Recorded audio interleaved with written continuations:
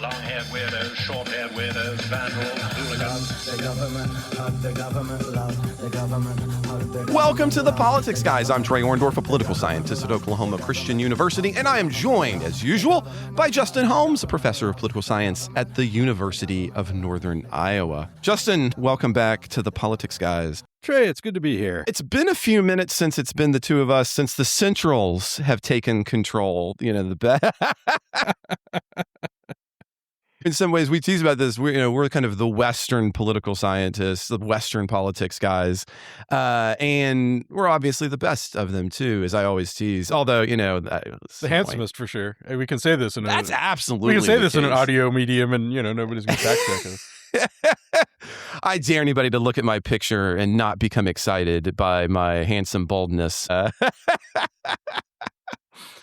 But be that, although I guess if you actually look at my picture, you won't see my handsome baldness. You'll see my cowboy hat because I am at heart an Oklahoman. So. I saw the page. They grabbed one of my old department photos when I had like a giant fuzzy beard, and yeah, it's kind of hilarious. So. Were you trying to be Marx? Is that what was going on? I kind of look like Les Claypool a little bit, but which is a reference that works for about one person out there. So anyway, I was going to say I think maybe all of 0.4 people got that. That's right, 0.4 people. I just want to be clear. 0.4. Yeah, my math is not off. One person out there thinks they might understand that. That's how you get 0.4. We better get into stories, Justin. We should. Let's start because, man, it's been a crazy week if you've been trying to keep up with the bipartisan housing bill. So, as reported by the Wall Street Journal earlier in the week, the president was going to have this giant push. He's been having a giant push for the bipartisan housing bill. He called it historic. And, well, now, just 30 seconds ago, it's of, quote, minor importance in his words. The impasse for all of this is purportedly the Save America Act. That's the voting is a national emergency, according to President Trump. And because there clearly aren't the votes for it or for ditching the filibuster, that's one of the other things he's been pushing for on social media. And no matter what my other co-host Ken thinks, I don't think the filibuster is going away. Yes, you can laugh at that, Justin. We have to ask, well, what's happening next? So let's get a little bit of this, and I'm curious about what you think about it, Justin.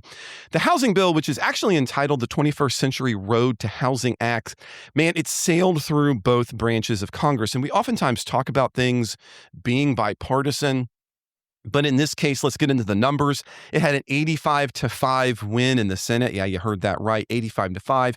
And over in the House, the margin is 358-32, which then passed it on Tuesday. So this isn't like, oftentimes when you hear, oh, something's bipartisan, 5 or 10 Democrats or Republicans have crossed the aisle to make something possible. Here, we're talking about kind of broad bipartisanship. This is a little more unusual. We can chat about that. The key elements of the Road to Housing Act are to try to keep municipalities and environmental groups from stopping the conversion of empty offices into affordable housing. It also grants a ton of federal monies for those cross purposes of building. So it's really trying to highlight and increase building. Now, although that's the big thing that it does, the more highlighted aspect of the bill was that it placed a cap on Wall Street private equity giants and mega investors from aggressively buying up single-family homes and thereby potentially driving up the cost of housing. So that's not the main thrust of the bill, but it was the thing that made it one of the most popular portions of the bill. And White House advisors had spent a bunch of time hyping up a noon signing ceremony for this week. But just 90 minutes before Trump was to sign it, President Trump apparently caught his own staff off guard by taking to Truth Social to cancel the entire event. He went on again to call it, quote, of minor importance. And he would also argue that it was too, this is his phrase, Elizabeth Warren-centric.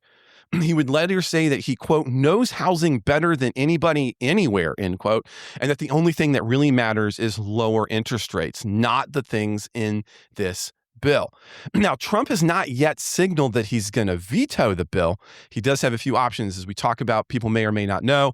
He can, of course, delay signing it into law. But, of course, if he neither signs it nor vetoes it after 10 days in session, it's going to become law regardless of what he thinks or does. If he does opt to veto it, it looks like there's enough votes to override his veto unless Republicans back out because they're worried about overriding a Trump veto, or he goes ahead and just waits until the last minute and signs it. So there's some questions here because it doesn't seem like anything that's going to happen here is going to change the SAVE Act. It doesn't seem to me that anything here is going to change the filibuster. Justin, I'm curious about your thoughts on this because Ken, he and I did talk about this a few weeks ago. He thinks the filibuster's dead either now or in the future when the Democrats do it. Yeah, I've wondered about the filibuster for a long time, honestly. And I think the general thing is that traditionally parties have recognized that at some point they're going to be in the minority, and so they choose to keep it. Even though, it's a really ironic thing where you could kill the filibuster with 51 votes. So we could have done this at any time, and we've changed it so much, and certainly one thing, they've set so much aside that is no longer filibusterable, if that's a word. And right, I mean, most famously, of course, is going to be Supreme Court justices and other kinds of justices. I watched that happen. Filibustered. It was, was it?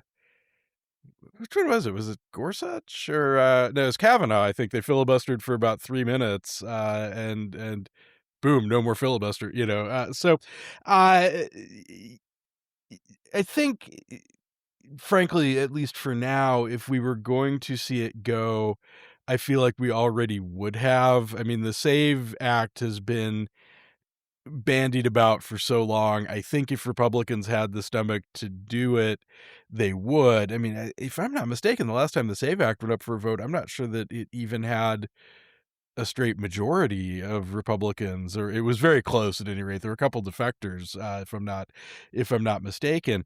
And beyond that, I mean, you're going to have, and this is, I think, always the tension, but you're going to have some people who are sort of traditionalists, in the sense that they care about the traditions of the Senate.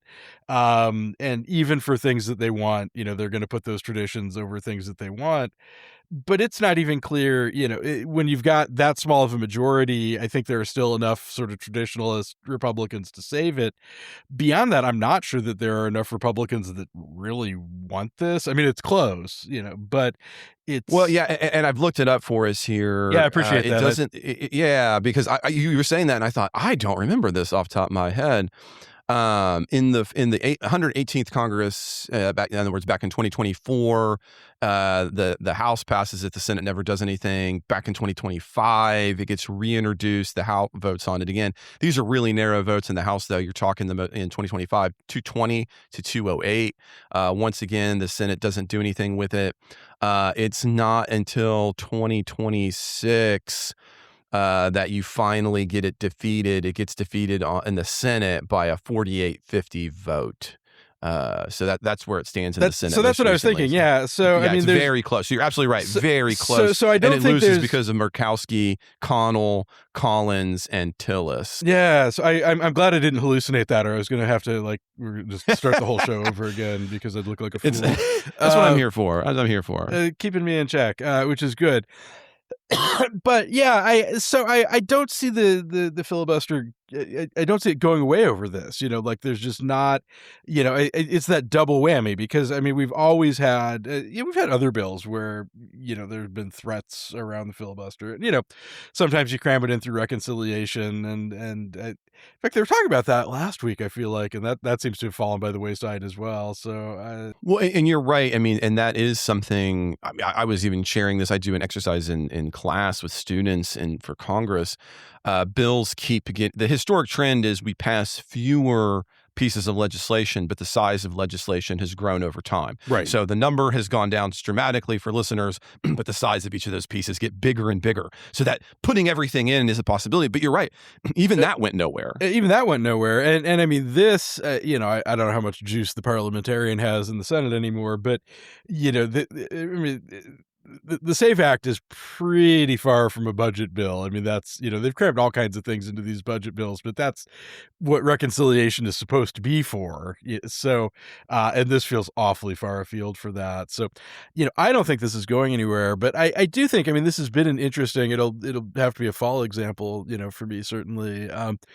But presidents do use vetoes to bargain around things, or threats of vetoes to bargain. Yes, and that's an important point. I don't think people realize how important those threats are. Book on this, if you're really nerdy, by Charles Cameron from probably close to 30 years ago now. I mean, I read it in grad school, but called Veto Bargaining. He literally wrote the book on it. But the idea, and this is something going way back, and I've probably referenced this a few times, but Richard Neustadt, the kind of eminent political scientist, who actually wrote much longer ago than I thought. I had looked this up after one of the shows. Yes, his book on Power and Persuasion is written way like I was thinking it was a 70s book, and it was like a 50s book. So yeah, but the idea there, we think of the veto as being powerful, and sort of Neustadt's observation is that, well, that's a sign of failure, not a sign of power, because if you let it get to that point, you've screwed up. But I think Cameron kind of has a more nuanced view of it, which is that you can use threats of vetoes, and we've seen Trump do this. Every president does this. I mean, he's writing, obviously when Trump was still just on the Howard Stern show. The idea is that by threatening either privately or publicly to veto things, presidents can use this kind of in a Neustadt persuasion kind of way to basically pound bills into something they can live with before it gets there. So, I think on the one hand, it's not unusual to threaten vetoes. Where this is really weird is sort of twofold to my mind. One is the timing is just totally out of whack. So the kind of Cameron story is this is early in the process. And we see this with Trump, sometimes it works and sometimes it doesn't. But, a number of times, like in the first term, I will veto any budget that doesn't have full funding for my border wall. That's a classic kind of thing, so it's either, this bill has to include something or I'll veto it, or this bill can't include something or I'll veto it. And that's a pretty classic thing. And, I think people are a little up in arms, but it was at the time, it's like, yeah, that's what presidents do. This is weird because, the veto threat, I don't think means as much once it's passed. The time for that was over. But the other that I think, and it's been a while, admittedly, since I've read Cameron, but to use it kind of across bills like that is a little odd.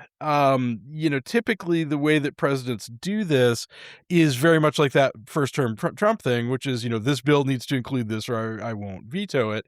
But to hold another bill hostage over, a second bill is pretty weird, I think. And you might have more examples of this, but that struck me as pretty unusual to it's almost like no, you're absolutely right. It's the cross cutting. I'm not going to give you this if you don't give me that. That generally only happens in the formation process between congresspersons. It's not generally an inter-branch kind of negotiation. You get this bill, I'll sign that bill. Yeah, it's more of the classic log rolling kind of thing, Yeah. And even that, it's before anything comes to a vote, typically, is how those go. But since we're getting, deep into the nerdiness here, if we want to bring the scholarship forward even a little bit more, right? I'm more of a Howian in that sense. So there's this guy, Howe, he writes a book that's this kind of direct opposition to Neustadt, the one that you're mentioning. I'm sure you've read it, Power Without Persuasion. His key text. Yeah. So he basically takes Neustadt's thesis and titles his book the opposite of that is what's true. And the view of that group, or sometimes called, it's the beginning of thinking about the unitary executive, not as a legal concept, but as how presidents will operate, is that presidents pulling those levers is the antithesis of showing weakness. It's their ability to show their strength, because they, unlike Neustadt's hypothesis, which is that presidents are effectively relatively weak when it comes to their formal powers and have to use bargaining to get things done.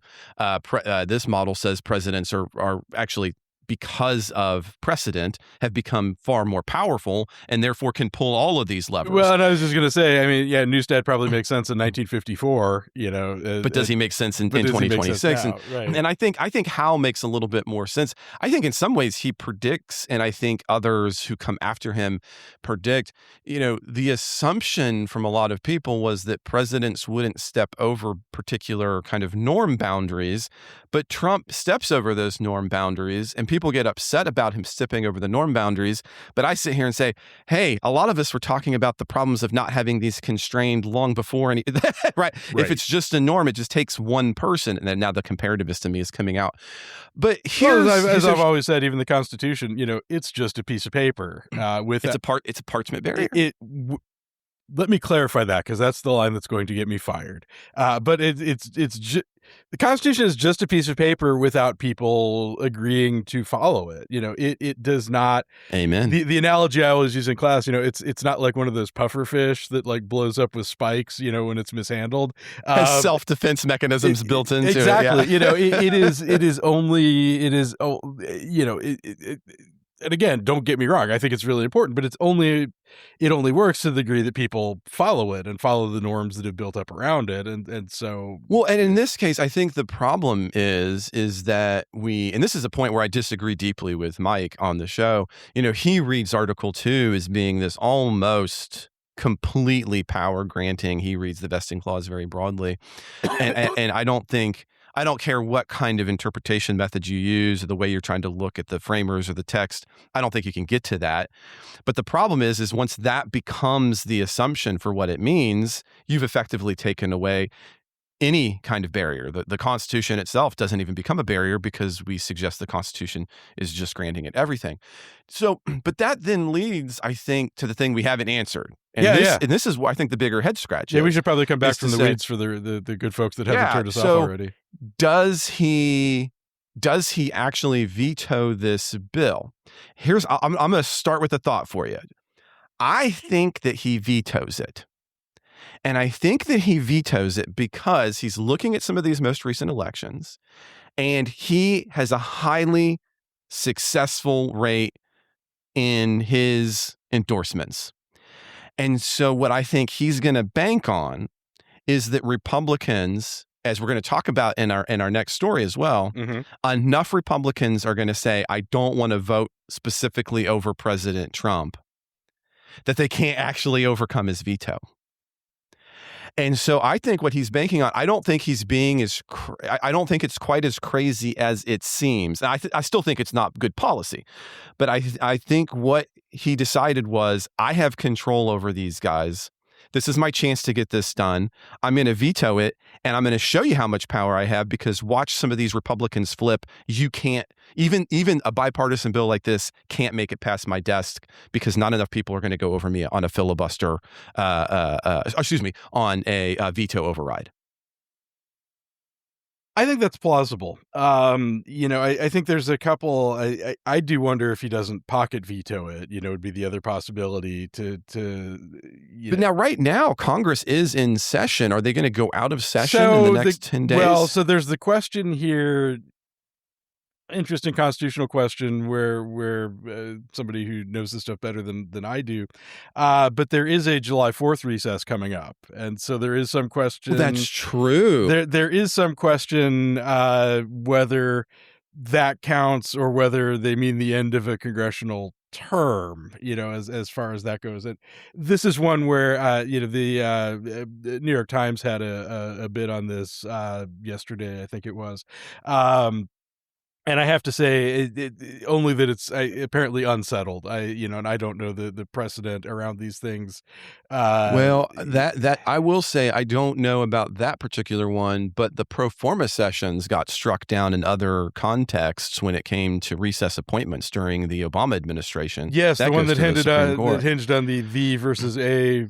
Yeah, so I don't think it would be likely. Yeah, I don't think it'd be likely that they would rule that it doesn't count as leaving session, given the way, and I'm blanking on that case. It's the Obama era case for recess appointments, but I can't think of the name of the case. Yes, which led to one of my favorite kind of online articles by it's not Richard Posner, but his son, about how it's stupid to interpret the Constitution with that level of precision. I mean, the whole thing came down to an a versus a the, apparently. Yeah. Well, and again, we're going to get to some of that later when we talk about the Supreme Court case.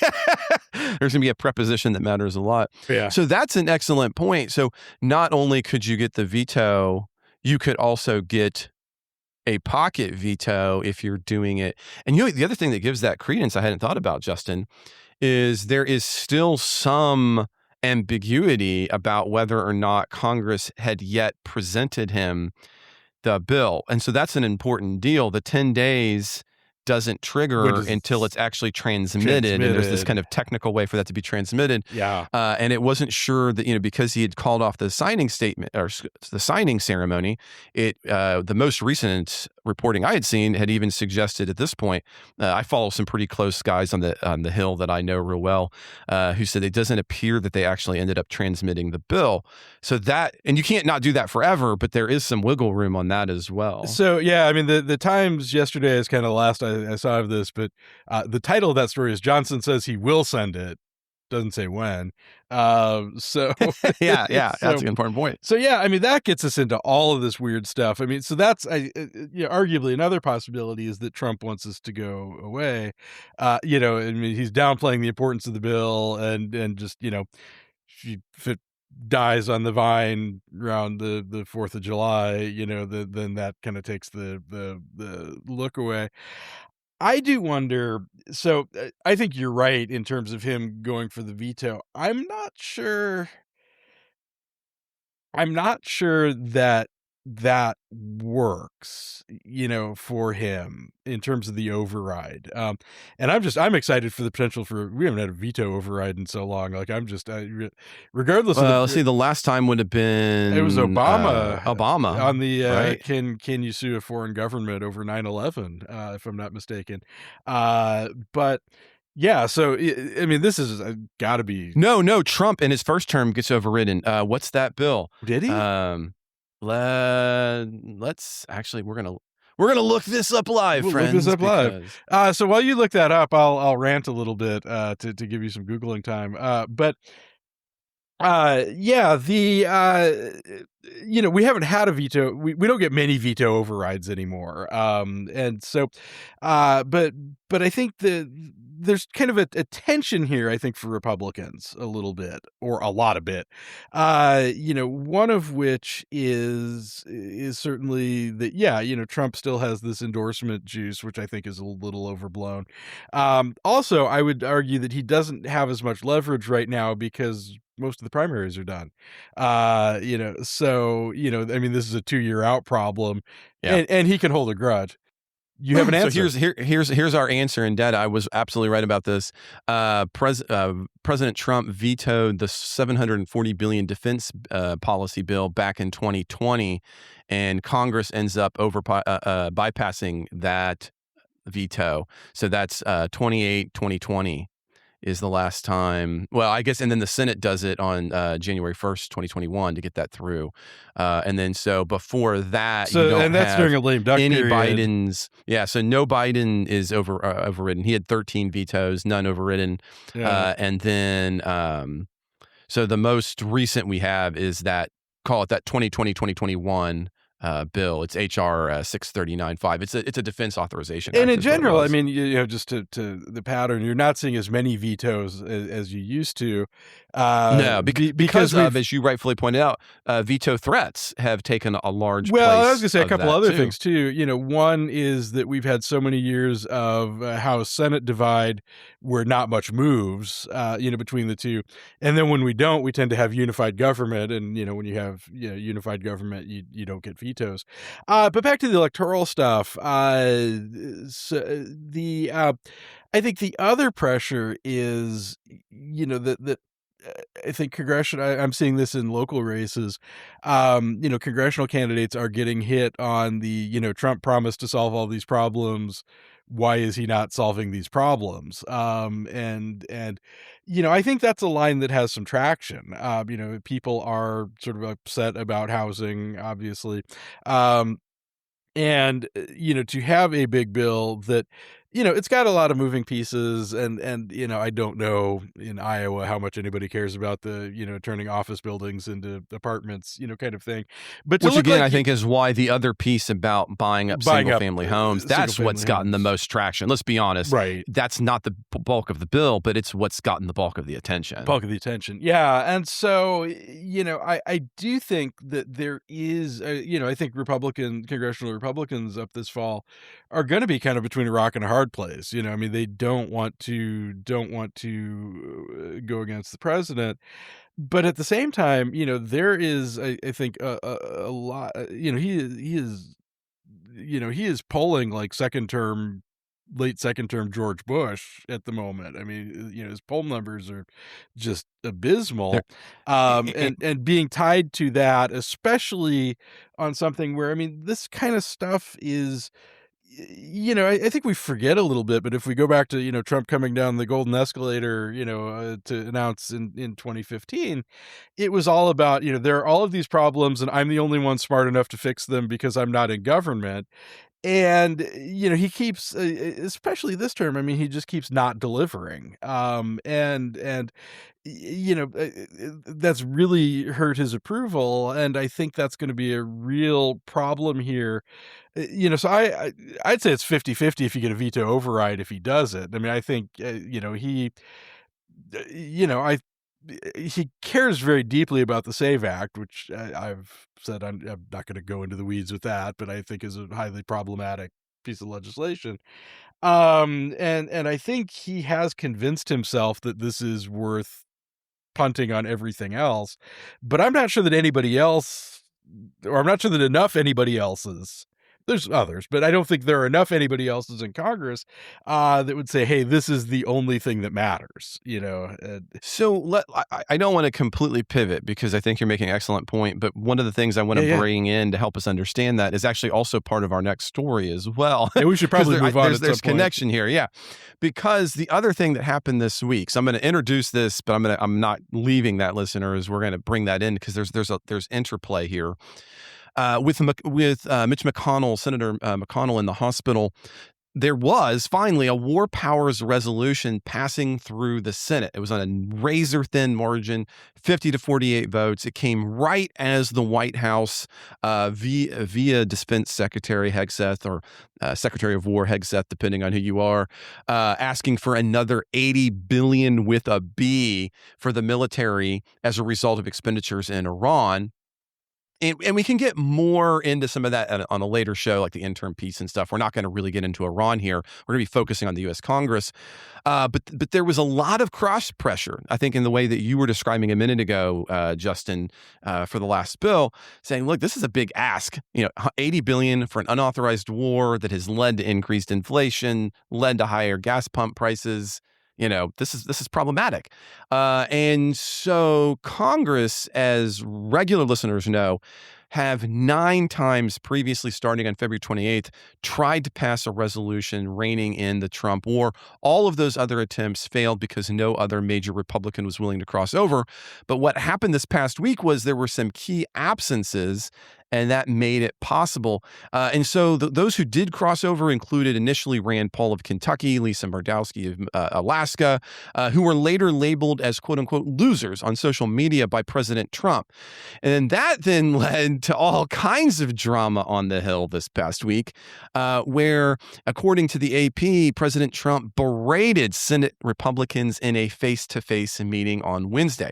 So initially, Senator Rick Scott from Florida had invited Trump to the Capitol to help Trump push senators on that citizenship bill that we were just talking about, because Scott is one of the ones who thinks it's important. He's one of those other people that you were talking about that bill's going to need. And there are genuine true believers, just to be clear. Yeah, on the other hand, even if you're a true believer, how much are you willing to sacrifice for that? Yeah, how much capital are you going to spend? Yeah. I tell students about that all the time. But instead, it ended up focusing on that war powers vote. Apparently, there's almost no conversation about the SAVE Act because of that vote. war powers vote. As a matter of, and this is highly unusual, let's be clear, it ended up, according to all reports, being a yelling match between Senator Cassidy and President Trump. And I'll tell you, this is what was telling to me. This is one of the reasons why, Justin, is like kind of my detailed feelers were out, having worked on these kinds of things. Everybody who was talking about it talked about how it wasn't Trump's yelling that was bad or upsetting. It was that Cassidy was yelling back at Trump after Trump was berating people. Is that what made it? And I thought, they're throwing you under the bus, friend. And that I had everybody been just uncomfortable in general about this very unusual yelling match between individuals on the Hill on the same party. I think that's telling about who's actually willing to go up against Trump in part. And so then, in a very stunning reversal just yesterday, the Senate undid itself and voted to undo the vote that it had earlier, that historic vote earlier in the week. And Cassidy, despite being the center point of yelling, switched sides. And even, here's another telling point, I think, for when I wanted to respond to you was, Senator Rand Paul shifted from voting with Democrats to a present vote in order to help keep it passed. This is Mr. Non-intervention. And I had said this before. His buddy in Kentucky just got ousted by Trump. And I think that he sees that and went, I'd rather be in office than not be. And that's why, we need to talk about that too. But I say some of those things, I bring up my feelers, Justin, because I think to kind of answer what we're talking about on the SAVE Act, I don't think Republicans have the stomach to consistently go against Trump on something this big. I don't think they can. If he decides to veto it or pocket veto, they're not going to bring it back up and it won't override. I think it depends on where they are. So, I think, the only game in town. So I don't think, Rand Paul, the question is how many are cross-pressured and what do they do? And to be fair, we have, this is not a Senate issue, but, we have gerrymandered the snot out of the House, to use technical political science language. And it's actually, there's a paper called The Snot of, no. These are the kinds of things that I've tried to write, but so there are maybe not as many cross-pressured people as one might think, but I will say, if you're somebody like Rand Paul, the only threat that you have in Kentucky, most likely, in normal years, is a primary threat. So, but that's exactly what just knocked his buddy off in the House. It was a primary, right? But there is, and I guess you have to survive the primary to get to the general. Bingo. And you've got to survive potentially a Trump-backed primary opponent. I mean, Gillibrand over there, in the Kentucky House seat, knocked off Massey. He had I don't know a lot about him because he didn't reveal a lot about himself other than, I'm the 100% Trump guy. What's your positions? Well, it's going to be whatever Trump tells me the position. That seems like I'm teasing. That, in fact, was his campaign. Yeah. So, yeah, we'll have to see how this plays.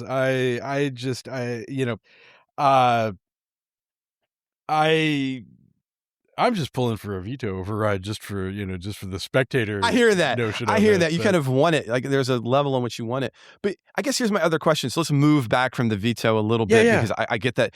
What do you think about? I mean, this passing the War Powers Act and then unpassing the War Powers Act is going to end up being a case example in itself of this is. We use this term, I think, more frequently than they ought. Let me put it this way. It is a statistical outlier when it comes to how Congress behaves. It's way in a out normal in the week. tails. Yeah. This is an outlier, and outliers are worthy of individual study to try to understand what makes them outliers.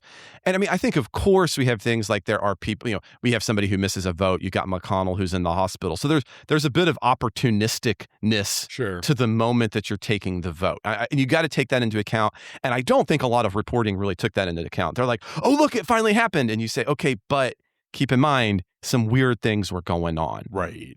However, what's weirder, I think, is who then shifts in the aftermath, right? Cassidy being willing, I mean, he's on the way out. What does it matter? I mean, he moves from a yelling at Trump, you've taken us into a war for no reason and no purpose, and you don't know the outcomes that are always shifting, to fine, I'm going to vote with you. And you get Rand Paul, whose entire career has been built on non-intervention, quasi-libertarian-ish, foreign policy, going, okay, I guess I'll vote present. And so while the initial vote probably is more easily explained as an outlier as a result of those people moving, you then get the secondary outlier, which is, and that means there's got to be a lot of, there had to have been a lot of arm twisting to say that Rand would make that shift. So I'm curious, what do we get out of this flip-flop at the same time, all this other drama going on on the War Powers Act? I mean, I think there's a couple reads here. One, I've always been skeptical, and I think you have too, of not the wisdom. I mean, I think that something like a War Powers Act, I mean, I really feel like, and I've felt this way for a long time, that we need to rein in the presidents on foreign adventurism. I mean, I think if we're going back to the Constitution, there is a reason that, there is a reason that it's an Article I power to declare war. And it's a problem that we've had all of these things that even have war in the name that we've never had. Was Korea the last time we had a formal declaration of war? I don't even think Korea gets a formal. I think it's actually World War II. I think it's World War II. You get the last formal. So I think instead you do get some authorizations, and I'll say okay to that. To be fair, right? yeah. Because you get an authorization, for example, for Iraq.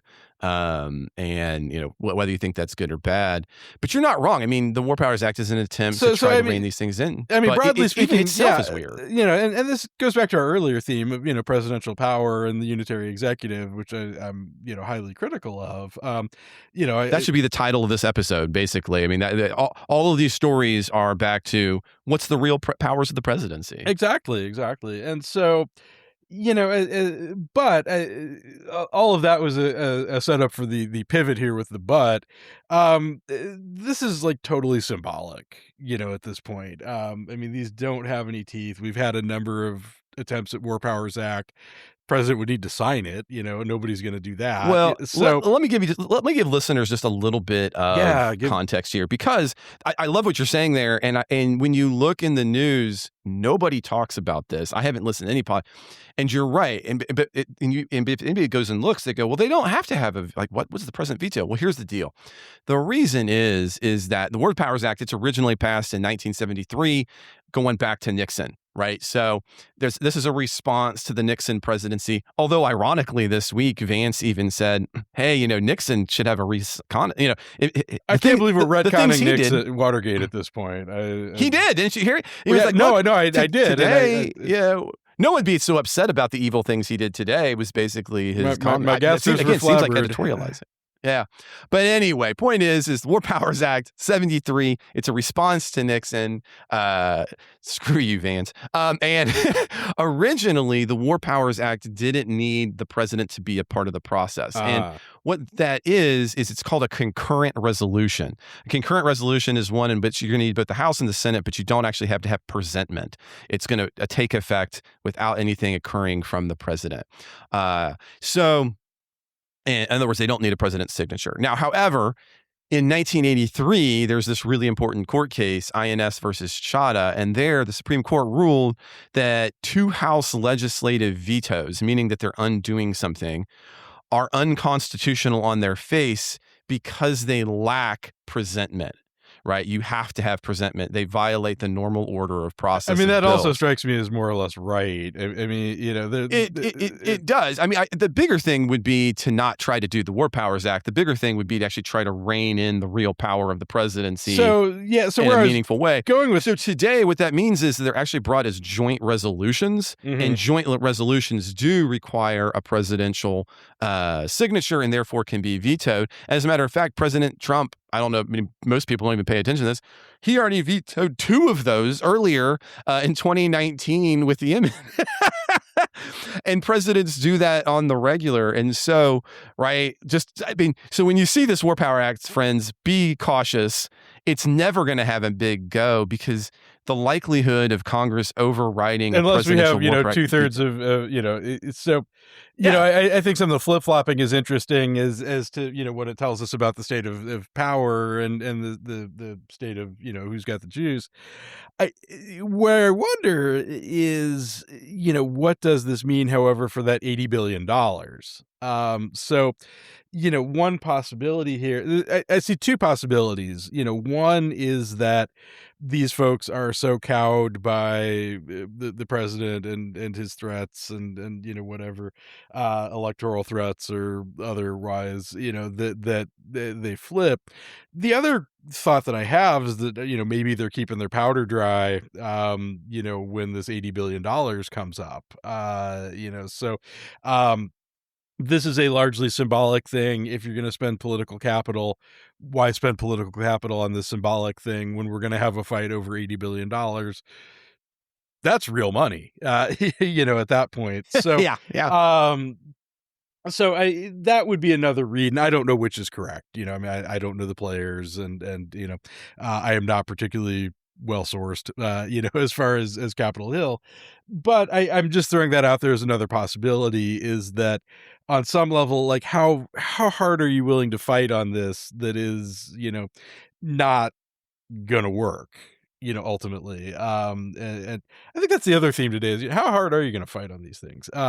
And so, if you are, and I'd be surprised if you get too many. It might be Cassidy and Rand Paul, and that's it, in terms of Republican defections. And heck, you might even get a few Democrats, that vote for the money too. I mean, and they have historically voted for some of those money options when it comes to military spending. So this may all be for nothing too, but I do wonder, to what extent are you willing to sort of jump on this as a Republican? If it's, this is purely symbolic at this point. So I just, and you aren't right. I mean, there's going to be a conversation on this show again in the future about the $80 billion. There's no question about it. And question is whether it comes back to us or whether Mike gets it. But that's, look, it's gonna get the A team or the B team. You just never know. Yeah. Yeah, exactly. Now that's a joke that more people are going to get, though, Justin. I get think to be at least 10% Baracus. of listeners. Does that? I'm not moving on. Sorry. I do want us to have some time for another big story. And I'll be honest, I spent a lot of time yesterday. The Supreme Court decided two big cases, two big wins for Trump yesterday on Thursday. And so I spent a bunch of time yesterday reading on these. I am sure that I have missed some stuff. These cases are long, but I hope that we're going to give him some justice here. And if we miss anything, other hosts can take them on as well. But what happened on Thursday was the Supreme Court, in two opinions written by Justice Alito, allowed that the administration can turn back asylum seekers at the southern border, and in a second decision allowed the administration to immediately end a humanitarian program, that's the Temporary Protected Status, or TPS, permitting Syrians and Haitians to live in the United States because of the dangerous conditions in their home countries. Now, Justin, I thought we'd kind of break this up by case. So let's start with that first case, the asylum seekers. That's Mullen v. Al-Adolado. And this case stems from an immigration policy that permitted border officials to turn away or cap or meter, all those kind of languages could be used, the number of asylum seekers arriving by land at ports of entry. So the idea here was that if an asylum seeker arrives at a port of entry, they are not yet in the United States, and therefore you don't have to actually process their asylum claim. You could send them away. Writing for a 6-3 conservative majority, Alito used textualism to argue that, quote, and this comes from his opinion, this case presents a straightforward question whether an alien who seeks to enter the United States from Mexico arrives in the United States when he or she is still in Mexico. In ordinary speech, no one would say that a person arrives in a place for example, a house, a city, or a country, before that person enters that place, end quote. So, since they have not arrived, they're just at the port of entry, there is no protections for the Immigration and Nationality Acts, or the INA. Sotomayor had a very strong dissent. I mean, it was stunningly. And what she turned to was, she said that by denying hearings, you're effectively returning to the policies that led to the voyage of St. Louis in 1939. And for listeners, if you don't know what she's talking about, St. Louis carried Jewish refugees who were fleeing Hitler. And it goes around, eventually it goes around the Atlantic and includes coming to the United States and gets turned away by the United States. And they eventually get sent back all the way back to Europe and to Germany. And she points out that, so by pretending that they have not arrived, what we're doing is allowing those kinds of policies to take place. And something else that has not been talked about, which is, again, weird to me, this is not my primary area, but my first thought was, well, that's a violation of international law. And sure enough, it is. It's just not getting any story time. Article 33 of the Conventions on Refugees, which, by the way, is ratified by the United States, specifically prohibits nations from expelling or returning a refugee to a territory where their life or freedom would be threatened. And that is precisely what this policy allows to happen. So I'm thinking about Ken. I was getting ready for Ken to tell me that, look, this is just of course this is what happened because they're all just a bunch of evil conservatives.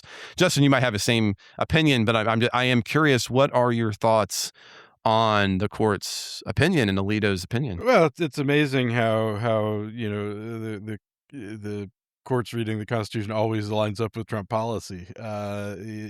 Listen, I think what you're forgetting is that the Constitution was in fact written for the eventual arrival of the birth and execution of Trump's policies, right? Yes, as I recall it, that it's in like Federalist Paper 218 or something. 224, but yes. Got to fact check you slightly there, but I appreciate that. Yeah, I tend to, and I have to admit, that the history of the Supreme Court on immigration is not, something I've done a deep dive on. But, these two cases together, I think, sort of twofold. I think there is this, it's more of this kind of unitary executive stuff. I mean, it feels like, the president can do sort of whatever the president wants to do so long as it's a Republican. That'll be my Ken, Ken. Yeah, moment Ken is here. cheering for you currently from that sentence. We have, kind of a whole series of these in the last few terms. No unitary executive for Joe Biden, mind you, but for Republicans. But this, to me, I mean, strikes me as highly problematic. I mean, what's Alito's? I don't think he has an alternative here, but what's Alito's alternative? Because certainly if someone had arrived in ways that he doesn't like, he wouldn't go arrive at a better time when the meter is still open and everything will be fine. Go wait on the other side of the border. This was the whole like, we can't have them. They're supposed to, they should apply for asylum outside of the country was sort of the whole thing before. We can't have them, crossing the border and doing it here. They should do it somewhere else. To my mind, I mean, this is just a broader sort of anti-immigrant, and the two immigration cases, this week taken together. It's not just anti-immigrant, but because I want to think through it on a policy side too here, sure, Justin, right? Because one of the key arguments that both sides agree on is that we want to have immigration that happens through proper procedures at ports of entry. That is, I think, a key. I think not everybody. For example, I'm way out on the left on this one, so I don't necessarily agree because I don't think we ought to have to meter it at all. But whatever, we'll put that aside. I'm crazy. But in the mainstream, Democrats, Republicans are going to say that's the effective outcome that we want. But both sides have done and continue to push, and this is a key example of this from Republicans' point of view. The effective outcome of this will be to say, don't show up at ports of entry. That's kind of where I was going. That's the outcome. That's the outcome here, right? Like It's easy. It's so obvious. Like, you don't have to have a PhD to figure out that if you say, "Look, the alternative we'll turn to this you away," is to ford the Rio Grande, and yes, so it is the absolutely most ridiculous. You would want to make it easy and quick and seamless at the border to either get to come in and be looking at this or not, rather than do this, because all you're signaling is to say, we're going to give you a better deal, a better shot if you cross the Rio Grande. Exactly. And, I think in a broader policy context, I mean, this is where, Trump has, they have used sort of the fig leaf of illegal immigration to do a total immigration crackdown. But here's the thing that we got to, I want to be honest. We say that, and I know a lot of our listeners tend a little more in my direction. They're going to be a little more left on this particular issue, right? Right. But when you take a look at the polling, or like when I was talking with people on my vacation recently, immigration is about as popular as a punch in the mouth. And when it comes to polling data. And so I hear where you're going, and I want you to continue that thought, but I just want to caution our listeners who are going to tend to want to jump on the hallelujah bandwagon with you to go, hey, but remember, you're weird when it comes to the whole country, even when it comes to Democrats. Take a look at the Democratic polling overall, and they're still not as pro-immigration as I think those of us in certain quarters are. Right, but we've had this, the rhetoric has largely been, illegal, and I think sometimes in the polling, absolutely. I think sometimes in the polling, when you say immigration, I think we've said illegal immigration together enough that immigration, it's become shorthand, essentially in that way. Because you see other poll questions where it's slipped, but still a majority of people say, oh, immigrants have made America stronger, and, things like that, so I don't think it's an unwinnable thing, which this is another chat for another day. But when you punt on, defending your positions, you're not doing yourself any favors. But I do think as a matter of policy, I mean, when the only people that you're letting in are, those deeply oppressed white South African folks, that gives away the game. I mean, this is not and has never been about illegal immigration. It is about shutting down immigration. And I think these two, I 100% agree with you there. Yes. I think these two decisions together do that. I mean, there is, and maybe if we pivot to the TPS, they might even go further than that. Let's pivot to that second case, right? So the second one, Mullen v. Doe, the court cleared the path for the administration to immediately strip temporary protected status from hundreds of thousands of Haitians and Syrians who've lived and worked in the United States legally, right? We're talking about legal immigrants. Right. Alito ruled that Congress intentionally shielded TPS decisions from judicial review, and he explicitly brushed aside any documented racially derogatory statements made by the president during the 2024 campaign as, quote, insufficient to prove racial animus. In this case, it was Kagan who writes the dissent, and she calls those comments so repellent that the majority didn't have the courage to print them. And that includes things like, Haitians are eating the cats and the dogs and things like that. Yeah. But I do think it's worth putting Mullen into place, because here's yet another example of these are legal immigrants that we want to throw out And again, there's not, it's as a because class. It's not, there's not any allegations of criminality. There's not any allegations of, violating the terms of this. It's just we're going to strip it of everybody. yeah. You Now, know, I will say, legally speaking, Congress did not write the TPS statute well. And I think on its face, it is true that there isn't a position for judicial review over the decisions of the administration. Now, I think the decision is horrendous, right? What's being done. right. But I think you have to blame Congress in part for writing this legislation the way that it is. And while I understand Keegan's furious dissent, it's I don't think any amount of repellent comments changes the fact that they stopped the court from having a review position on it. I don't know what you do about that. Right. So I think the first case was actually decided wrongly. I think the second one is bad and evil, but I don't think it was decided wrongly, right? And which pains me to say. And I might almost go I might almost take like the Alito reasoning, as much as this pains me, on the first one, it does get into those questions of, what constitutes arriving someplace. There's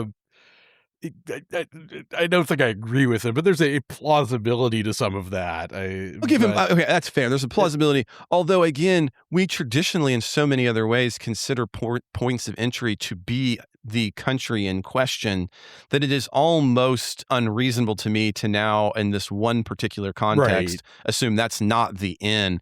And so I hear you; it's plausible, but it is not consistent. I think with, that's fair. Yeah. And for a guy who wants to be both a textualist and an originalist, you've got to throw out. I mean, so for the Chief Justice, well, those are just BS anyway. But. The Chief Justice, he is almost always very much a precedentialist, right? He wants to look at precedent, and in that first case, it's seemingly in conflict with a ton of precedent about what a port of entry means as terms of who controls it. And it's interesting that you bring up Roberts in that regard, because something that has struck me with him on some things, like some of the Obamacare decisions, is that he, I think, sometimes does think about sort of the policy consequences of some stuff, and not wanting to throw, millions of Americans off their health insurance, seems to weigh on him. I think if gay marriage is ever relitigated, I think he might be, he voted against it before, but I feel like he might be the one that's like, I'm not going to unmarry, 5 million people. And I'm actually a little surprised here, that didn't weigh on him a little bit, on some level. Like, I'm not sure that I'm willing to deport 400,000 people back to Haiti. Yeah. Continue. Sorry. No, but, I think that Roberts is interesting in that regard, where I think he does, the sense that I get is that he does think a little bit more about the consequences of some of these decisions at times, and I think doing, not always, clearly, like the voting rights stuff, but I think he has these moments where he does worry about, like, what are the actual effects of this? Like, this is not just a textural, kind of argument. We're not doing philosophy here. We are actually, doing things that impact people. So I suppose I was a little surprised with him there. I mean, maybe shouldn't have been, but just, for things with big consequences, big potential negative consequences, he does occasionally take that into account. Yeah, and these are two big wins, and again, just to be clear, there are bigger cases to come, and so it will be. It's that birthright citizenship case is just floating out there. Bingo, it's right there. That's the next one. The upside, I guess, with Alito writing all of these, presumably that means Alito didn't write that one. Would be the hope. Well, that's a possibility, and I was going to say, I mean, the other possibility here, the court is so quietly deliberate about what it does, so systematic. And I think it is likely that these come out first to soften the blow of the birthright citizen, right? Now, I will think that that's a actually soften possibility. the blow? But I would be surprised. I think the ones that we see, and then the very last one we're going to get is birthright after there's been a bunch of Trump wins like these. They're going to hand and I'm him not the big saying, L. Yeah, and I'm not saying that the court gave them, ruled this way in order to then rule the other way. Please don't hear that. What I'm suggesting is once they decided how they were going to rule, deciding how they're going to come out was a Right. deliberate process by Roberts. You got any last thoughts you want to share about the cases, Justin? I think or I'm immigration good. on those? No, I think I've said my piece on that. So. Okay. Well, I have two. So I think for this point, Justin, we're done. I want to take a minute and just say, listen, one of the things that makes this show possible is supporters. Ad revenue doesn't do it. And we've got a ton of amazing supporters. But if you're listening right now and you're not a supporter yet, think about becoming one. It's not that hard. Just takes a couple of minutes. All you got to do is head down to the show notes. You can click on it there, or you can head to politicsguys.com/support, where you can also become a Politics Guys subscriber. You get access to a lot of things. And I think some of the most important things for people are going to be ad-free shows. I know that's one of the big deals for me. It also means you get bonus content here in just a few minutes. Justin and myself are going to be recording our show, our most recent ideology show. We're going to be taking on multiculturalism as an ideology. And that's been a really fun go. Ken and myself, we've been going through the Federalist Papers, and we have been continuing that along with writing on the Federalist Papers. And so there's just a ton of additional things you get by becoming a supporter of the Politics Guys. So again, head down to the show notes or head to politicsguys.com/support today. You also kind of get discounts if you do it at larger rates, if you go by the year. So take a look at that carefully, see what you get. We also have things like our Discord group where you can get a hold of us. But if you're not part of that and you want to be a part of it, you can always mail us at mail@politicsguys.com. Or if you're not in a financial position to support the show, but you'd like to get those midweek shows, reach out to us at mail@politicsguys.com so we can work things out. It would always be helpful if you subscribe, rate, and review. Algorithms are what makes this possible. Share the episodes that you love on social media. That makes a big difference. Become involved right on our podcast. We try to be involved in all of those things.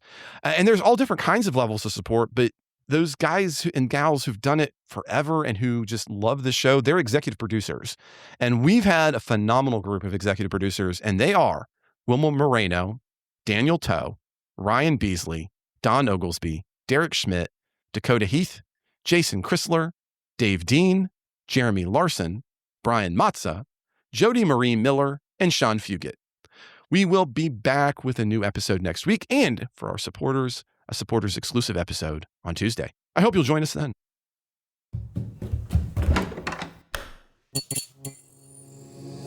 This podcast is part of the Democracy Group,